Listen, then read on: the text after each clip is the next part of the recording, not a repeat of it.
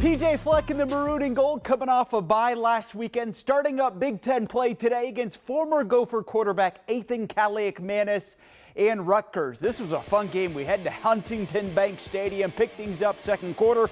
Gophers tie things up at 14 apiece. Drake Lindsey with the 8-yard touchdown pass to Lemeki Brockington.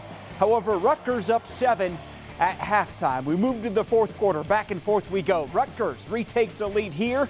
Antoine Raymond, the 4-yard rushing score. But once again, Drake Lindsey answers. He throws for 324 yards, including this go-ahead 4-yard touchdown pass to Javon Tracy.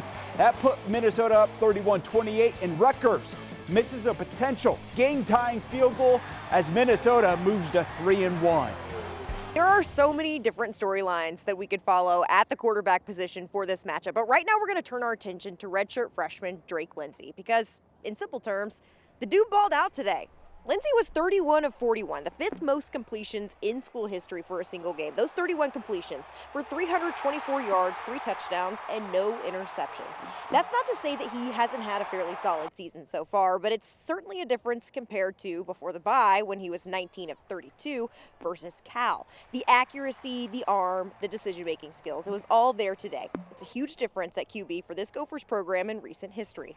And when I asked him about stepping up as a leader this week, he said this. You know, it's awesome. I think I did a really good job staying positive and going up and down the sideline and getting the guys going and telling them, you know, next drive we're going to get 7.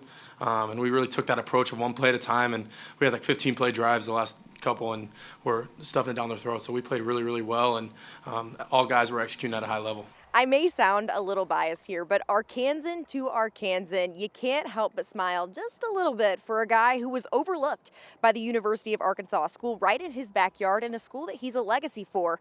Uproot his entire life and come to Minnesota and have a day like today. Now it's going to come down to consistency and how well he plays against Ohio State next week. In Minneapolis, Julia Daniels, KARE 11 Sports.